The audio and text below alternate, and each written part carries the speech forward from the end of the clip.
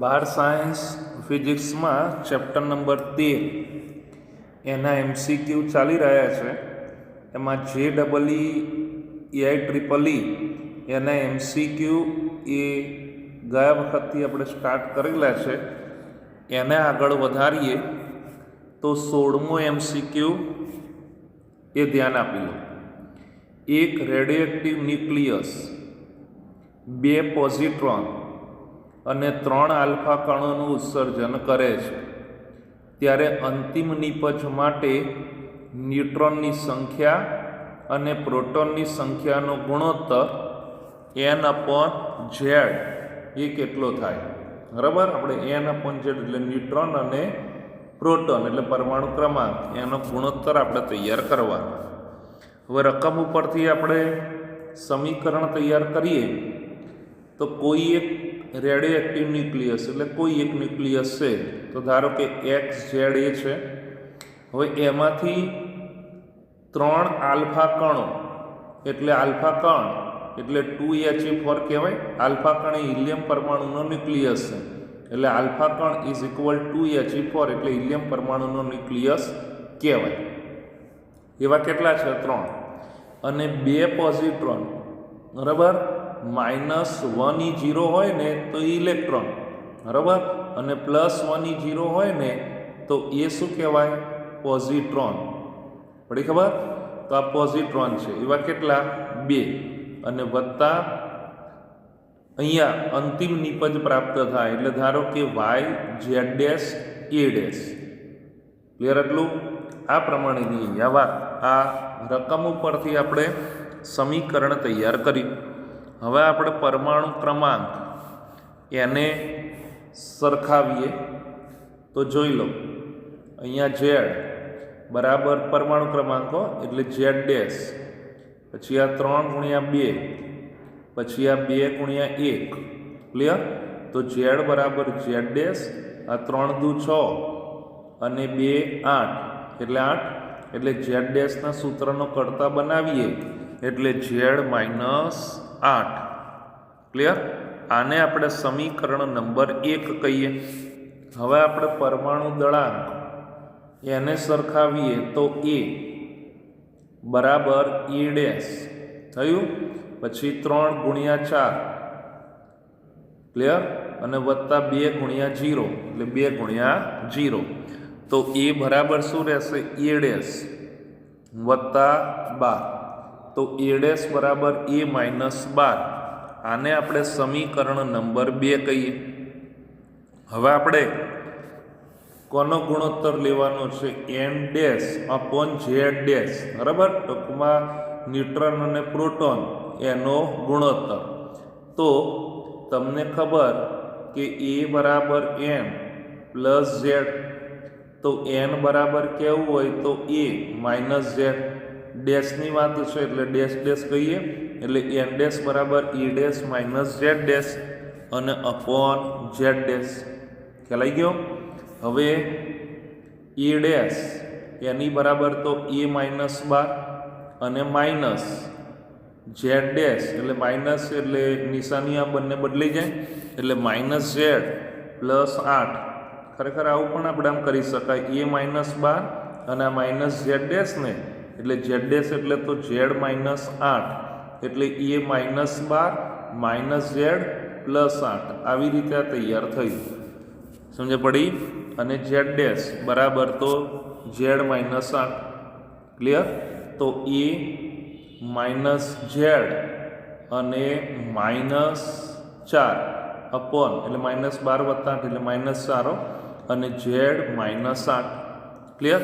અહીંયા કોઈ તત્વ આપેલું નથી, નહીતર તો E અને Z ની આપણે કિંમત મૂકત એટલે એક સમીકરણના સ્વરૂપમાં આપણને મળે, બરાબર, એટલે આ વિકલ્પ તરીકે આપણને આ C મળ્યું એવું કહેવાય। સમજ પડી? આવડી જાય?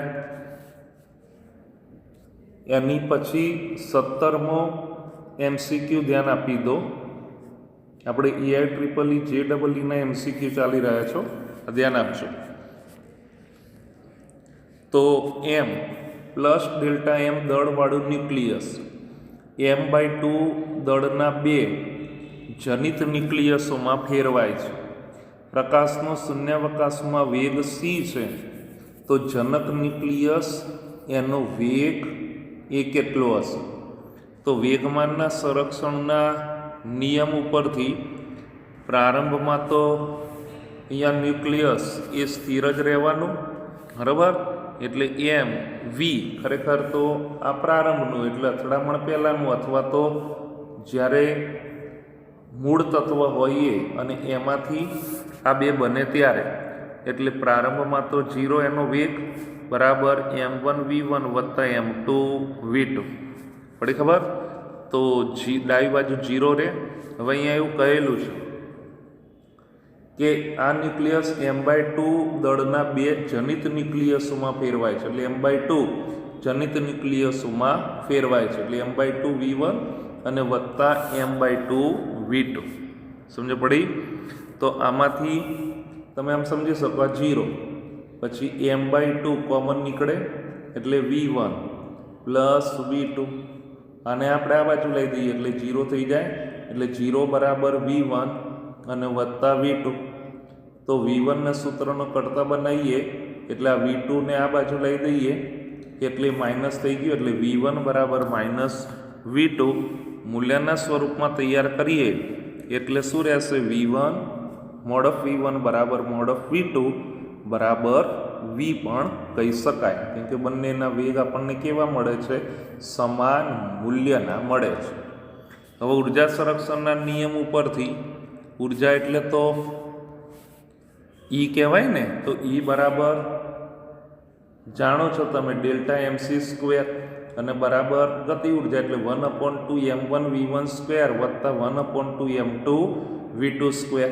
તો 1/2 બરાબર હમણાં જ આપણે વાત કરી m1 એટલે m/2 અને v1 બરાબર v2 બરાબર v એટલે v² કહેવાય, અને વત્તા 1/2m/2 v². ક્લિયર? તો Δmc² બરાબર શું રહેવાનું? m/2 v². કેમ? તો જોઈ લો, આ અડધું આખું થઈ ગયું એટલે એક આખું થઈ ગયું એટલે m/2 v². ક્લિયર ને? એ આખું આપણને મળ્યું એવું કહેવાય ને, અડધું આખું એવું આપણે બોલીએ છીએ. ખ્યાલ આવ્યો?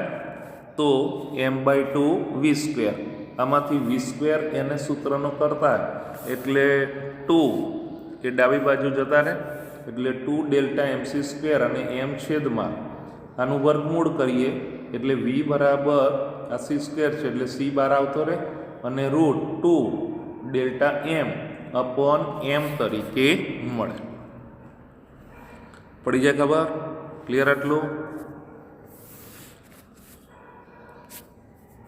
એની પછી 18મો MCQ ધ્યાન આપજો. 20 મિનિટનો અર્ધઆયુ ધરાવતા એક રેડિએક્ટિવ તત્વ માટે t1 સમયના અંતે 1/3 ભાગ અને t2 સમયના અંતે 2/3 ભાગ વિભંજન પામે તો t2 - t1 નું મૂલ્ય કેટલું? હવે ચરઘાતાંકીય નિયમ એ તમે દળને આધારે જાણો. રેગ્યુલર સૂત્ર દળને આધારે m બરાબર m0 e⁻ - λt, પણ પહેલા સમયને ધ્યાનમાં રાખીને આપણે t1 કહીએ તો m1 આવે. હવે અહીંયા એવું કહેલું છે કે t1 સમયમાં 1/3 ભાગ બરાબર એ વિભંજન પામે છે. એટલે 1/3 ભાગ વિભંજન પામે એટલે 2/3 વિભંજન બાકી રહે એવું કહેવાય ને. એટલે 2/3 ભાગ બાકી રહે, બરાબર. એટલે બાકી રહેલું દળ એ આપણને કેટલું મળે? મૂળ દળ m0 હતું તેમાંથી આટલું બાકી રહ્યું એટલે 2/3 m0 એટલું બાકી રહ્યું એવું કહેવાય ને. અને જમણી બાજુ તો એમનું એમ જ. તો અહીંયા હવે રહેશે શું? અહીંયા શું રહેશે? 2/3 m0 અને m0 કેન્સલ થઈ ગયા બંને બાજુથી, બરાબર e⁻ λt1 બંને બાજુ વ્યસ્ત કરીએ એટલે આ 3/2 થાય અને આ ઘાત એ માઇનસ એ શું થઈ જાય? પ્લસ, એટલે e⁻ λt1. એ રીતે અહીંયા આપણને આ મળેલું છે, બરાબર. બંને બાજુ આપણે લોગ લઈએ એટલે ln 3/2 બરાબર લેમડા T1. ક્લિયર? એટલું આ પ્રમાણે અહીંયા આપણને, કેમ કે આમાં આ રીતનું છે કે લેમડા T1 ln e થાય ને આનું, તો ln e એટલે તો 1, એટલે અહીંયા લેમડા T1 જ આવ્યું. સમજ પડી? ફરતી પાછું બીજા ભાગને ધ્યાનમાં રાખીને એવું છે કે T2 સમયના અંતે 2/3 ભાગ વિભંજન પામે. આગળ 1/3 ભાગ વિભંજન પામે તો 2/3 ભાગ બાકી રહે ને, સમજી શકાય. તો 2/3 ભાગ વિભંજન પામે તો કેટલો ભાગ બાકી રહે? 1/3. એટલે નવું દળ આપણને M2 બરાબર 1/3 M0 એ મળે. તો 1/3 M0 બરાબર M0 e lambda T2. Clear? આગળની જેમ જ હવે કે 1/3, હવે અહીંયા M0 ને M0 કેન્સલ ને e લેમડા T2 વ્યસ્ત કર્યો એટલે 3 થયો, અને આ ઘાત એ માઇનસ એ શું થઈ ગઈ? પ્લસ. ફરીથી પાછું બંને બાજુ લોગ લઈએ એટલે ln3 બરાબર લેમડા T2 ln e, પણ ln e એટલે તો 1, એટલે ખાલી અહીંયા લેમડા T2 આવે. આને આપણે સમીકરણ નંબર 2 કહીએ. ખ્યાલ આવી ગયો? હવે સમીકરણ નંબર 2 એટલે આ, બરાબર, અને સમીકરણ નંબર 1 જે આપણી પાસે છે, બરાબર, તો 2 માંથી 1 બાદ કરીએ એટલે ln3 જોઈ લો માઇનસ ln2 બરાબર lambda T2 minus lambda T1, lambda common નીકળે એટલે લેમડા T2 માઇનસ T1. સમજ પડી?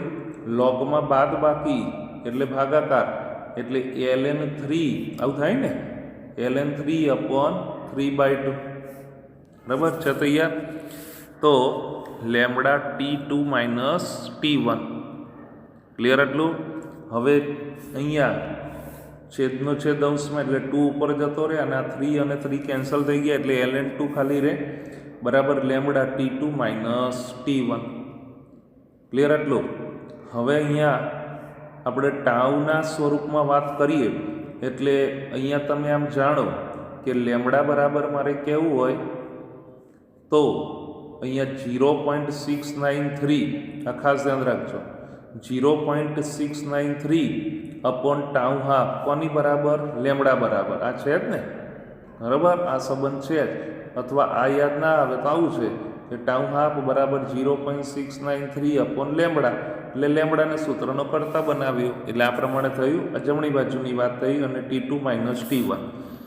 હવે ln2 બરાબર 0.693, જો કે આની તો વાત થઈ ગઈ તો છતાં પણ ln2 એટલે 2.303 log 2 થાય, અને 2.303 આ તમને ખબર છે lnનું રૂપાંતર લોગમાં કરવા માટે 2.303 વડે ગુણવા પડે, અને log 2 એટલે તો 0.3010, આ બંનેનો ગુણાકાર કરો એટલે 0.693.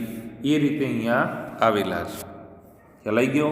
હવે 0.693 એ કેન્સલ થઈ ગયા બંને બાજુ. ટાઉ હાફને સૂત્રનો કરતા બનાવ્યો એટલે ટાઉ હાફ બરાબર T2 માઇનસ T1, અને ટાઉ હાફ બરાબર એ તો આપણને આપેલું છે કે 20 મિનિટનો અડધાય, બરાબર, એ તો તૈયાર જ છે. એટલે આ 20 મિનિટ બરાબર T2 માઇનસ T1. ખ્યાલ આવ્યો? તો T1 અને T2 એ તફાવત તરીકે કેટલું મળે? તો 20 મિનિટ મળે. ક્લિયર? આવડી જાય? ઓકે.